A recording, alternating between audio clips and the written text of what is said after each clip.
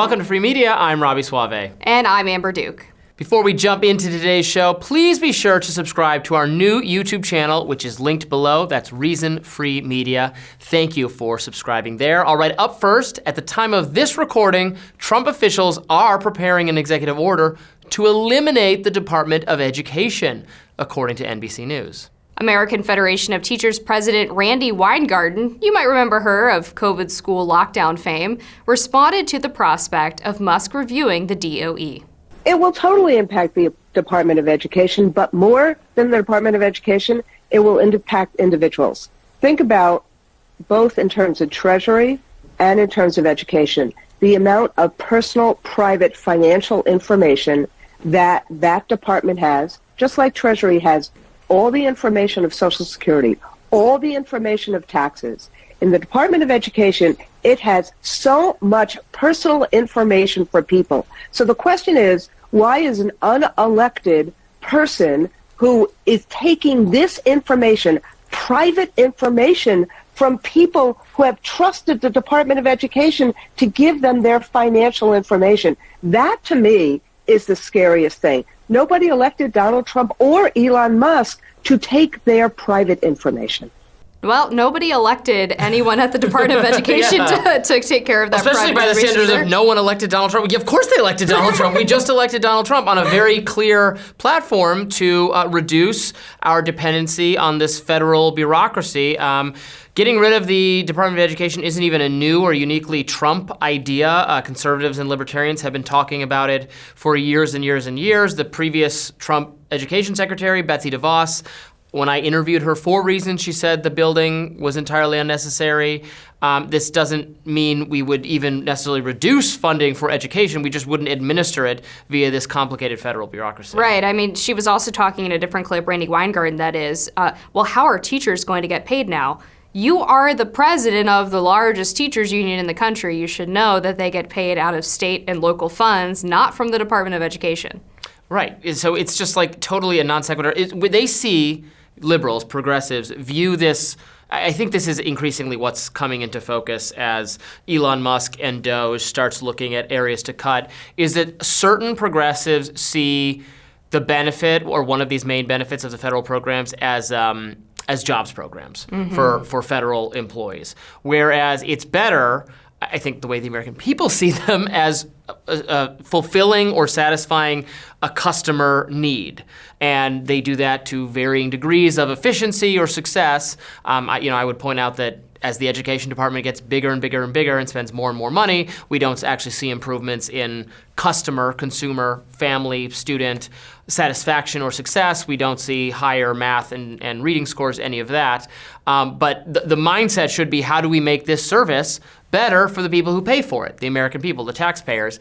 And that is just not the way Randi Weingarten sees it. She sees it as both a job, an employment type thing, and then also as a political advocacy organization. Yeah, and Trump is acutely aware of the fact that test scores and other metrics of educational success have not improved under the bloating of the Department of Education. He was supposedly presented with the recent NAEB scores that came out that showed a significant percentage of K through 12 students have not attained basic reading and math skills, and was very perturbed by that, as any legitimate president should be who actually cares about the American people.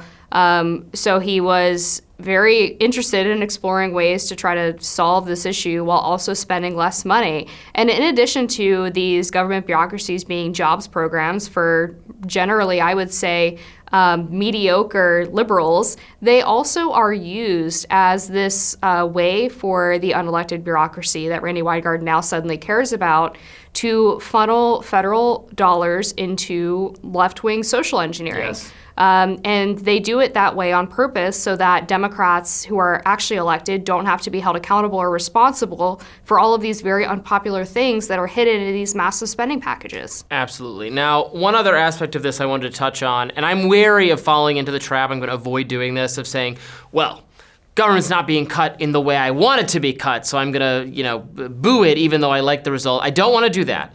That said, just wholesale eliminating things via Trump executive order or Elon just doing it won't have the kind of permanence necessarily. Look, what if Democrats come back in one day? I mean, every election seems to go one way and then the next election goes the other. Come back in and build it all back. To really have sustainable, permanent cuts to government spending, these things that Trump and Elon are doing should be codified by Congress. They should be, and we have Republican control of Congress. There has never been a Congress as supportive of the president that just got elected, right? They don't want to cross Trump on any of his nominees. Good, but use that desire to enact Trump's will to actually write into the law a stark cuts or the elimination of the Department of Education and USAID, which we're going to talk about a little bit later, and everything else. Congress should do it, or else it won't be permanent, and it could be subject to lawsuits and court orders if it's not being cut the right way. So I'm not saying don't do it if you're not gonna do it the right way, but we can also do it the right way. There's nothing preventing Congress from acting. Yeah, and I think one of the nice things about the way that Trump is being so aggressive through the use of executive power to do this is that hopefully it does spark Congress getting off of its lazy rear end and actually doing their job. I mean, they're responsible for this, right? They are the ones that pass these vague spending bills that allow the executive sort of carte blanche authority to spend federal dollars however they see fit. They don't want to do their jobs. Yeah, they just don't want to do their jobs. So if you don't want Trump to be able to get rid of all of this stuff through executive fiat, then pass bills that actually clearly delineate what it is exactly you want to fund. Yeah. In theory, I don't want the executive to have unilateral power to either especially to create new bureaucracies. And if you're really just gonna have a unitary government, or a government where